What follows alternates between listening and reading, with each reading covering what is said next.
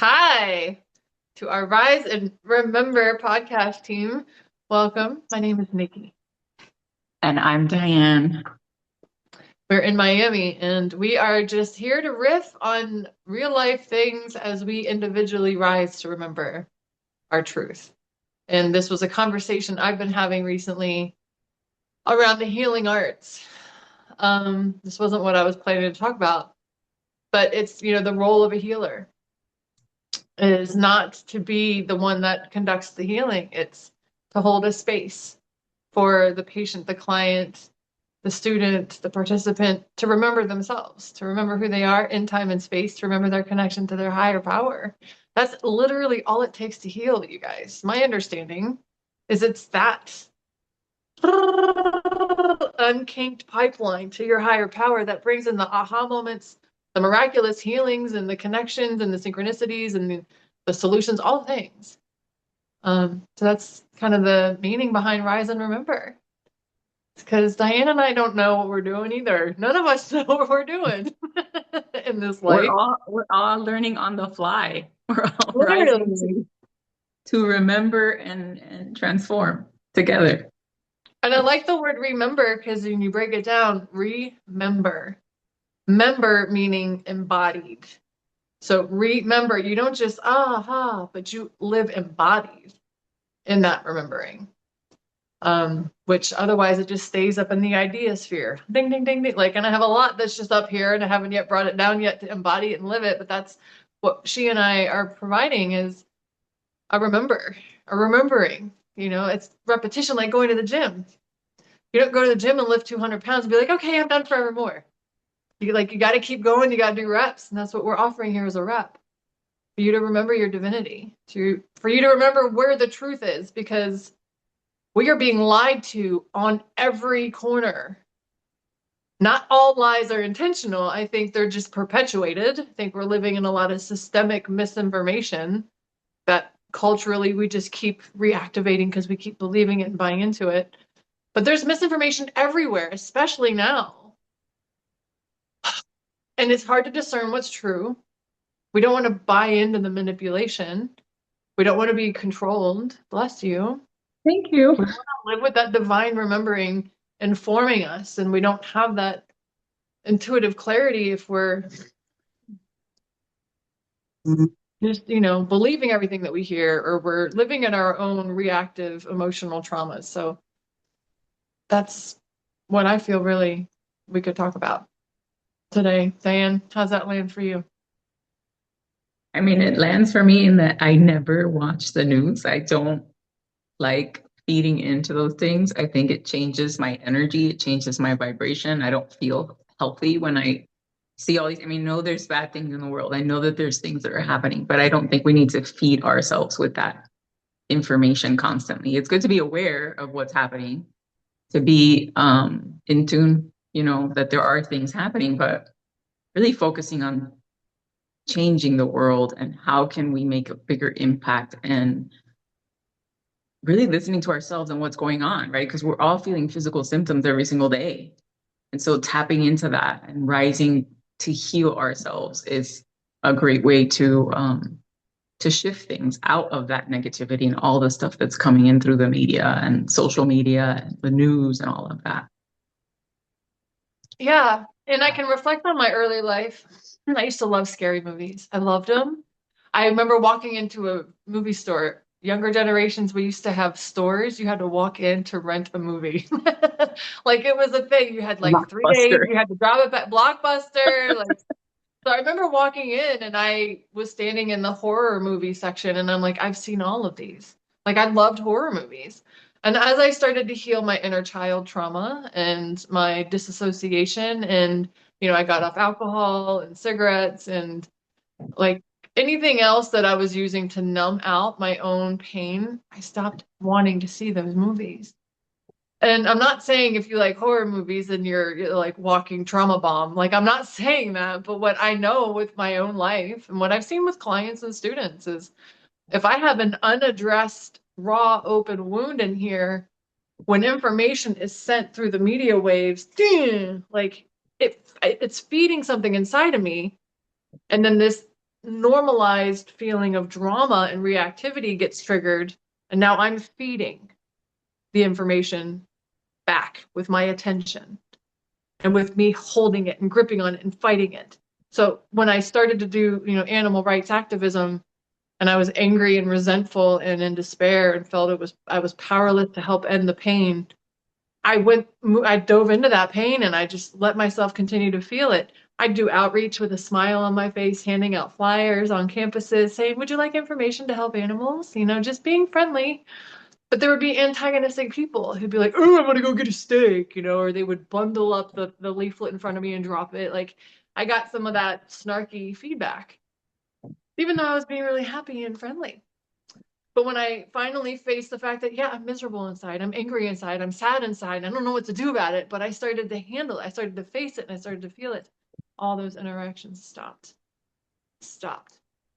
People could feel that my heart was a pure vessel of communication without pain. They don't know that they can feel that, but it changed the information that I was getting. So I think it's the same with the media that we're seeing. Like, if you're feeling like kind of addicted or like you got to pounce on the news, you got to watch every day and find out what's happening now, perhaps there is some unattended pain inside. Again, like Diane said, we want to be informed. But if you're feeling constantly like, I gotta know, I gotta know, I gotta read, like, it doesn't help you to know all the details of the Epstein files. It does not help you. It's just going to keep you in a trauma pattern and nightmares, right? Like, you don't need to know. Demonic, evil stuff has been happening on Earth, and it has for probably 10,000 years. We need to know that. But I think beyond that, it doesn't serve us to know specifically what happened. And I think I'm going to pause here. Diane, what you got? You paused.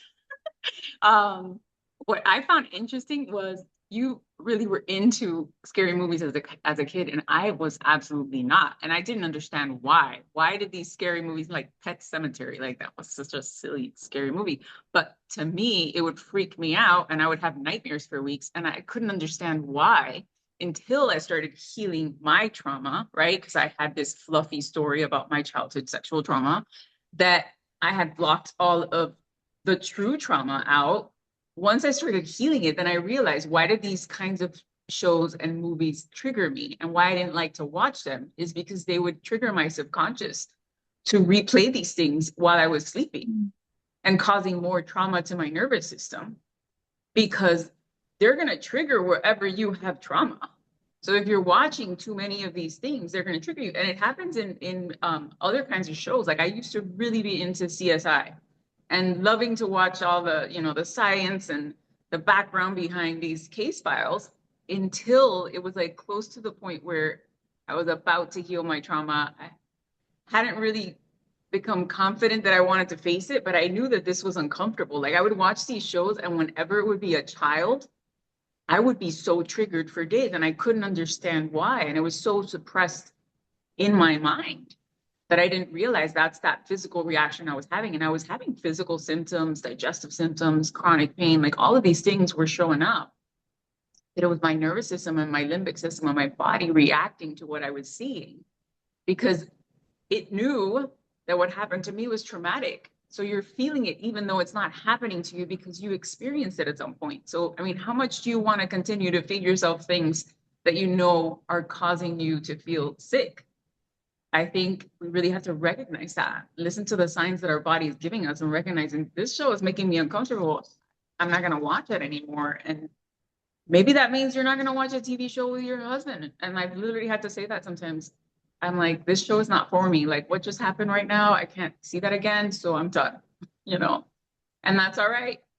You create a boundary and you realize that slowly you start changing the kinds of things that you watch. You may watch little pieces here and there, but when you feel like something is not working for you, it's time to push it aside and find something different to do. Maybe read a book. Yeah. Yeah, no, I love that's so interesting. You sharing your experiences juxtaposed with mine. And this is not uncommon. I've seen this in my own friend group. Some of them hated horror movies, some of them loved them like I did. And, we've all had our own styles of trauma type thing, experiences in our early lives, absorb things differently. And I'm curious now, I'm sure there's some clinical feedback on that, the nervous system. I think I was just very disembodied. I was not attached to my body at all. I checked out I can't remember most of my childhood. It just was not there. And I Well, started, me neither. The memories come back as you heal, right? There's parts that were so yeah, painful that you just suppress them completely. And as you start to heal is when these memories come back and you're like, really? That happened? yeah, Like I had no idea. yeah, yeah. If it wasn't for my friends, I wouldn't remember my past at all. Like they were like, "Do you remember when we went to this theme park?" I'm like, "No. What did we do there?" Like, and I wasn't drinking back then. Like, it's just, and I know other people who don't really remember their childhood at all. And I think, this is not, clinical, but I feel like it's because I was so detached from me. I learned that survival in my family was to abandon myself to be available to tend to the needs of everybody else around me. That maybe the scary movies brought me back a little bit to myself. Maybe it gave me a little bit of sensation so that I was um, feeling a little bit of more embodied. I don't know. It's fascinating. I'm gonna have to chat GPT it later, find out what that pattern is. I don't know. I find it very interesting that both of us like have zero memories of our childhood and it happened in different ways, right? Mhm. And now I start to get memories back and my friends tell me stories just like you. And I'm like, really? That happened? Like, I don't remember. I know. I would love to remember. But then again, like what I've heard in the more existential higher consciousness world, I've heard it called one of my favorite astrologers, Pam Gregory. She's a brilliant British woman, and one of the things she has said that humans are evolving. We've gone from early hominid species to Homo sapien sapien, like we've just evolved in these different like specific species of hominid, but we're moving into right now we're Homo sapien, and that we're moving into Homo luminous. And I love that. Being more light, right? So we are so obsessed with the density of life that if it doesn't have texture or like visual evidence, then it doesn't exist, kind of a thing. And even like modern science says that, or even medicine says that the space between cells is like empty space. But like, no, that's like the most creative energies of all existence is in that empty space, right? So I think Homo luminous is that we are more embodied as our lightness rather than identifying with our density. But so I'm saying this, and I don't remember why I'm saying this, but I know humans are evolving. I had a really good point for where I was going there. But Homo luminous, I like that idea. It makes sense to me that we are going to be a more light embodied version of a human rather than identifying with the denseness and the heaviness. Um, And I think it's part of what helps us become light is integrating, not rejecting and resisting those dark memories and those dark experiences, but extracting the wisdom and then letting it go. Right? And there's different ways to get the wisdom from it, you know. There's so many different ways to heal trauma. There's so many different layers, you know. You could do talk therapy, you can work with a Reiki healer, you can do meditation and get insights in that. You could do EMDR. There's just so many different ways and you start healing different layers and you get more insights as to why your life was the way it was, why did you react that way, and learning to accept that that was the best you could do at that time. That you've evolved slowly and you did the best you could at that time, and now you're making different choices and you're making different decisions. And it's all about moving into the light. I mean, that's what this podcast is really about, is for people to connect with themselves and connect with the light within them. So stopping from seeing these shows that make us uncomfortable helps you shift into that lighter version of you. It's letting go of those things that bring you down. Yes. And I think you helped me come back to what I was thinking. Mhm. So light, as Diane's saying, isn't the absence of dark. It's the acceptance that dark can exist as well. And it's not the association that we drop into when there is dark present. So with everything we're being shown on the global stage, I don't watch the news either. I like canceled all TV subscriptions back in 2008, I think. I have a physical TV, but it's for movies and YouTube. But I felt when I would go to friends' houses or, later on in life, clients' houses, and I could hear the TV on, there's a pulling. I could feel this like seductive pull with the commercials and with the themes, and like I'm like, God, it really is called programming for a reason. And when we live in a world where there's infinite everything all the time, we have this part of our brain called the reticular activating system. And I know you know this, Diane, but like if you have a belief that the world is a terrifying, unjust place, your reticular activating system is going to scan, because our brains as mammals, we scan for threats and scan for opportunities and things. But if you have that default belief that the world is terrifying and it's unjust, your reticular activating system, by biological brilliant design, is going to pick up on all the evidence to confirm that. And it's going to completely glass over the young man helping the senior citizen across the road. It's going to completely ignore rescuing a cat from a tree. It's going to ignore the evidence of the contrary, because that's what it has to do. It's the brilliant design of the brain to reinforce a belief by pointing out where it's true. So as we're evolving more toward light, we're going to continue to see the disgusting, vile, satanic, evil things come up. And it's going to jar us. Some people might need therapy so that they can like process what the fuck. Like, I think a lot of us in the healing arts have known this has been going on for a long time, but for the mass collective, I think it's new. So, okay, you're snapping out of your trance, the veil's lifted, no more illusions of purity on behalf of the hierarchy. Like, you got to digest it. You got to let yourself say, oh my God, this is happening. Don't run from it. Don't bury it. Feel the feels. The feels feel like they're going to kill you. They won't. But you got to let yourself feel them. And then from digesting it, you're more wise. Your vibration's higher. And there we can have solutions to heal it. But again, if you're feeling drawn and seduced to keep looking at it and keep monitoring the news, like that's a sign there's probably an addiction or some kind of a nervous system need to be fed until you become embodied, until you face your own trauma, kind of thing. Yeah, we all have to face that darkness. We all have darkness within us. One of my favorite meditations that I just remembered when we were having this conversation now, which is calling me to make a new one because I haven't done them in such a long time. But it's like a deep relaxation, but it's remembering that we have a dark side, remembering that we have a light side, accepting them for what they are, letting them give you the insights in that moment, right? Because you learned things from this dark side, you learned things from the light side, and then letting them come together and merge and see what do they create within you, right? Because you need both. It's like if we had the little devil on one side and we have the angel on the other, we need both to be who we are. So it's allowing them to come together in this beautiful way so that you can receive insights. So I think I'm called to make that one again soon.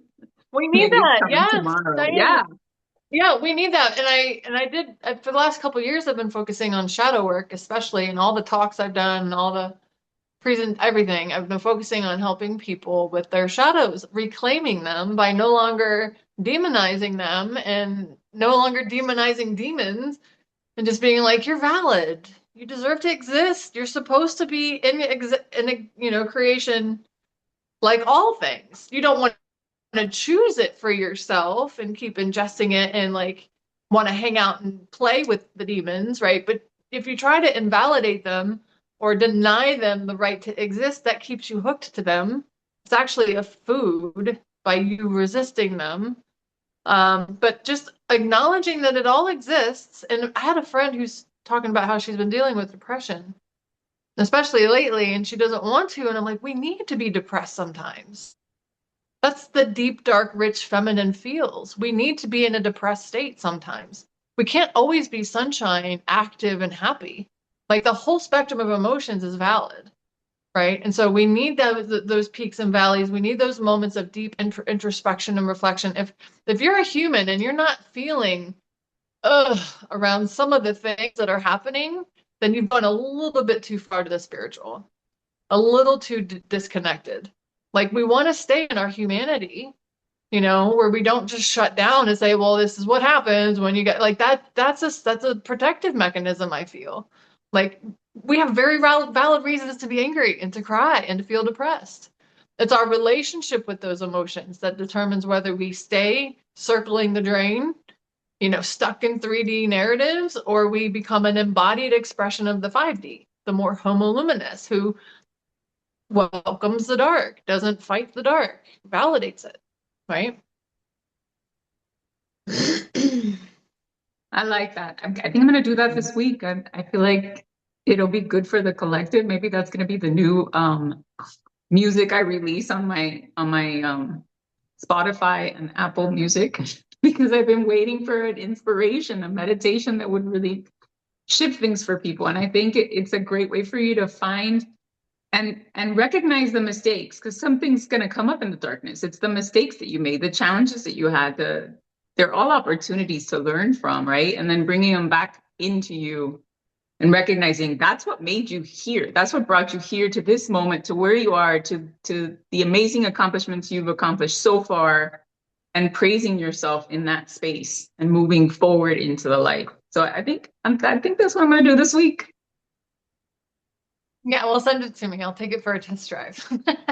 I will send it to you as soon as it's ready. Yes. Awesome. Yeah, I feel like, and I really want to encourage this. When COVID first happened, I could feel the misinformation, the crosshairs, how one day we were hearing one thing, and the next day I'm like, okay, we are being played like a fiddle. Like, we need to start really building our intuition and our discernment like yesterday. So that's we're going to be bouncing off in a moment, but that's my invitation for everybody forevermore is do everything in your power to prioritize connecting to and developing your God spark, your source spark, whatever you want to call it, and then really feeling intuitively what is true for you in this moment. And what's true for you right now might be different 2 days from now, right? So and that's okay. There can be multiple truths and they can change depending on the variables. But really prioritize, develop your intuition. Start to feel into your body what's a yes, what's a no. There's a lot of great practices. I can share an intuition development video that I recorded during COVID. There's a lot of different, we have a friend that does human design, and that has a very specific set of ways that you uniquely can tune into your own intuition, your own guidance. But please prioritize knowing truth from bullshit. We're going to need it more than ever because we're being played. Fiddle. Isn't this what a fiddle looks like? There's a violin, fiddle. I don't know if it's fiddle's like something. I don't know, whatever. You know what I mean? Yeah, well, we definitely invite you to recognize this week, if you're watching something and it shifts the way you're feeling and you feel like it's an opportunity for you to change your narrative, then go ahead and switch the channel or turn it off or tell someone that this is a boundary so that you can start listening to that intuitive instinct. What your body is telling you is not resonating with you. Yeah, because you guys, shutdowns are real. Our nervous systems are being pummeled right now. And so it's common to want to check out. I did a video on this last week. It's very normal to want to just shut down for protection, just because it just seems impossible. And the greatest tool I've found is just becoming a safe place for yourself. Listen to what you're saying to yourself. Like Diane said, feel into your body. And if you feel a contraction or like a shutdown, try to get into a curious place. What's that contraction? Where is it? What is it telling me? Ask the contraction to tell you what it's telling you. Ask the disassociation. Why am I checked out right now? Just start to bring that curiosity to your internal space because you want to be a safe home for yourself, no matter what is going on in the world outside. Yeah. Sounds like a good way to end this show, inspiring them to make a shift. Yeah, and we're both available. We both offer tips and tools and processes for that. So, what's the name of your handle? Where can they find you? What's your website title? Orgasmic healing, Orgazmik healing, HELALING. That's your website? That's my Your my Instagram. Instagram. Yeah, my website's my name, Diane Vick, Okay. DIANEDICH.com. Okay. And I'm frequency first.Love. So reach out to either one of us, both of us, if you're looking for support there. But it's time for us to have that internal mastery, an open heart, strong spine, and deeply rooted cords to the earth. All right. Thanks, everyone. See you next Aloha. week. Mwah. Oh, tomorrow's an eclipse. New moon, full moon eclipse in Virgo. So something you're doing needs to be complete, something that isn't serving your day-to-day life. And it's good to just lay low during the eclipse, and it's going to be a blood moon. So 6:04 a.m. Eastern Standard Time, we have 40 minutes where we might be able to see it red, and the sun will be rising at the same time. It's one of these rare opportunities to see the moon and the sun. So yeah, check it out. Very cool. Bye.